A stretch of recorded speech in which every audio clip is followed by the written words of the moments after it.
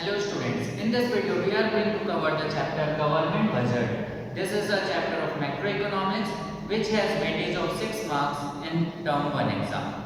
So what actually is government budget? Let us see the meaning firstly. So government budget, it is a kind of annual statement in which government records all its income and expenditure which happens throughout the year. So from all the sources from where government will receive the money, it will be recorded.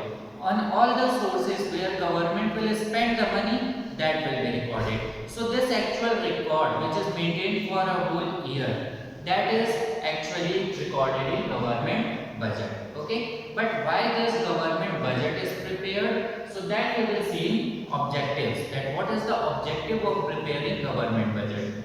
The first objective is to reallocate the resources, that is reallocation of resources. We know that whatever around us is useful to us, that is known as resource, and this resources we use in our daily life. So from rich ones to middle class to poor people, they all need several kinds of resources.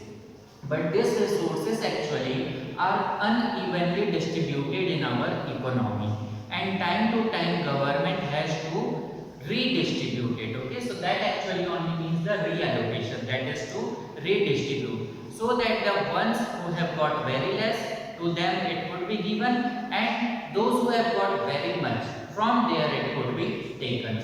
So the first objective through government budget that government does is reallocation of resources. Second is reducing income inequalities. The same concept, that all the income that we see, all the people in our society have different levels of income, and to reduce that, government does the modification in its government budget. Okay, so how this reducing income inequality is done? This is done by two important things.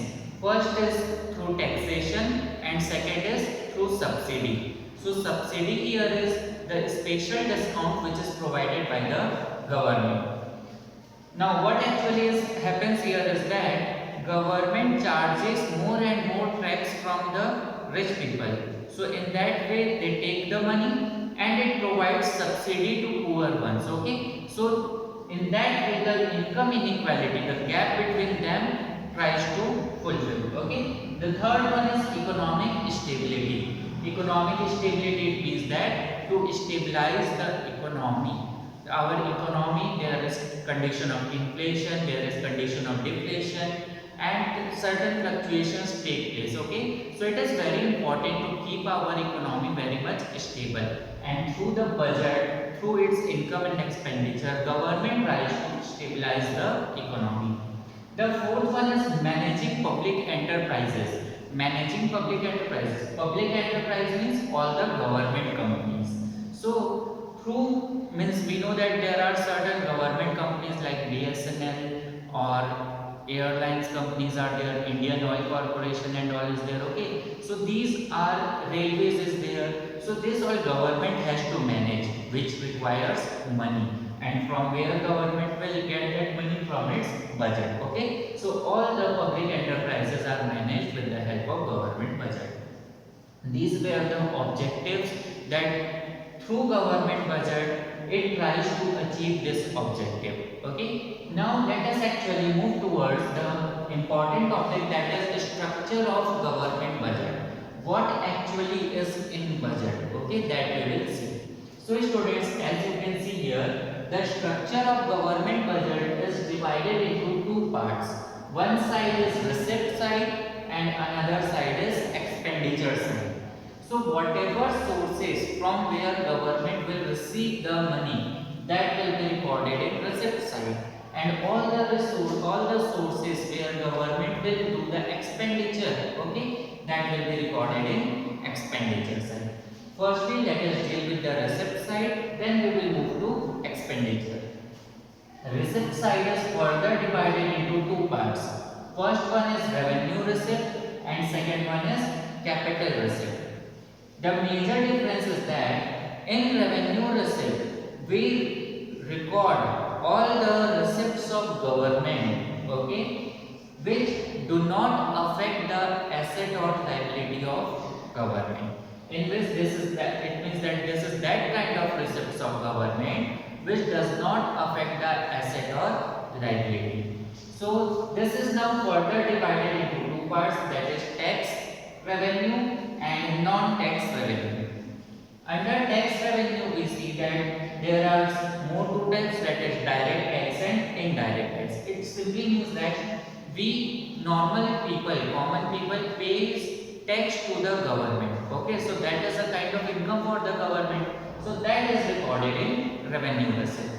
Second is non-tax revenue receipt. Okay, so non-tax means other than tax, all the sources from which government receives money.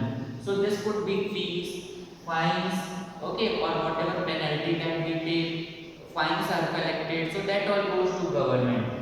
Other than that, interest and all also is received. Okay, estates is there. Estate means that if there is someone who has no family or no one is there to succeed his property. Okay, so after his death, the property will be taken by the government. So that is also a kind of income. Okay, so non-tax revenue means all the other sources than tax from which government receives the money.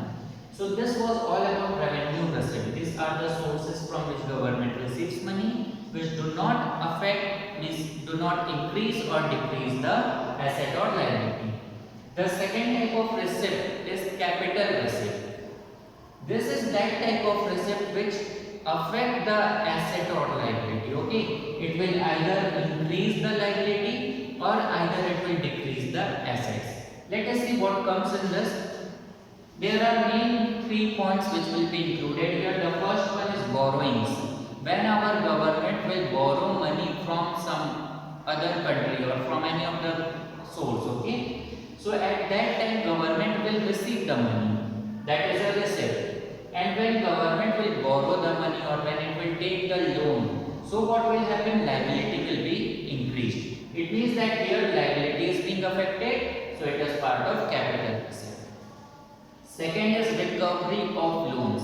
Recovery of loans means that earlier if government has given loan to someone, okay, any of the institution or any of the country, then now it is recovering it back. Okay, earlier government gave the loan, now it is recovering it back. So when it will recover it back, then government is receiving the money. So that's why it is a receipt side. And here also asset is getting decreased, because when we gave the loan, that time that person became our debtor, and now when we are receiving back the money, that debtor is getting reduced. Okay, so here it will be a part of capital receipt. Third one is disinvestment. Disinvestment, it means that selling of government properties or any companies that are actually not in a good condition, are continuously in loss. Okay, so that government sells to the private owners or any of the private individuals. So when it sells, it receives the money for that in term of that. Okay, so that is kind of disinvestment where government will receive the money while selling, and since its property is going, okay, what property, what asset it was having, that is being sold here. So that is why asset is getting, or asset and liability is getting affected. Okay, so this all 3 points comes under capital receipt. This was all about receipt side. Now let us move to the expenditure side. Under expenditure side, again same divisions. Okay, revenue expenditure and capital expenditure, as it was here, revenue receipt, capital receipt, the same thing, revenue expenditure and capital expenditure. Revenue expenditure, all those expenditures of government which does not affect the asset or liability. Under this, the normal expenses of government we will see. Which kind of normal expenses? Like government has to pay salaries to his employees, okay, government employees. Suppose if someone, so the people who are working in railway company, okay, railway. So railway is part of government only, it is managed by government. So government has to pay salary to all those employees. That's why that is kind of expenditure for the government. Other than that, subsidies are there, means the discount which is provided by government. Okay, so there also it is a kind of to pay on behalf of the people. Okay, the amount of subsidy means that. Next is the scholarship. It provides scholarship to students and to various other sections. So that is a kind of expenditure for the government. Other than that, there is old age pension also, where government pays the money. Okay, so these all are normal expenditures which do not affect the asset and liability. That's why these are part of revenue expenditure. Last one is our capital expenditure. Okay, the fourth part of or this part of expenditure side, it is capital expenditure. Under capital expenditure, students, it is very easy to remember. If you remember capital receipt side, in the same manner this could also be remembered, because whatever we have written in capital receipt side, okay, just opposite will come here. Like here it was borrowings, so here it will be lending money. If our government will provide someone money, okay, it will lend money to someone, then government will pay the money, so that's why it is expenditure. And secondly, when government will pay the money, when it will give someone credit or loan, what will happen? The other party will become the debtor of government, okay, or the asset of government. So that's why here it is affecting the asset liability, or there is increase in the asset. That's why it is part of capital side, okay, capital expenditure. Next is repayment of loan. So just opposite of this one, recovery of loans, opposite is repayment of loan. Suppose our government took the loan earlier, now it is repaying it back. So repaying, that's why it is expenditure, okay, and since it is repaying, so liability is getting reduced as we are giving back the money, so now there is no liability, okay, so liability is getting reduced. So that's why it is repayment of loan will come in capital expenditure side. Third point is construction, related to all the construction work. Okay, so here government was doing disinvestment. Whatever company was there, it was selling it. Okay, so it was reducing. Here new things we are constructing, new companies or new buildings or new roads, dams, whatever. Okay, school, hospital may also come in this. So all the construction work which is done by government. So when construction will be done, money will be spent, it means expenditure is there. Okay, and the thing which will be developed, constructed like a school or hospital, whatever it will be, so that will be an asset for government. Asset is getting created here.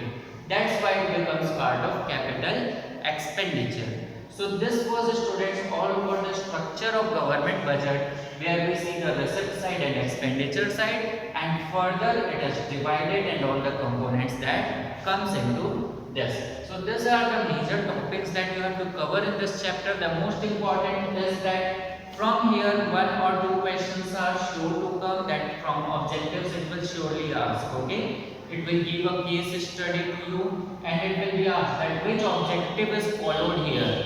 So there you need to know about it.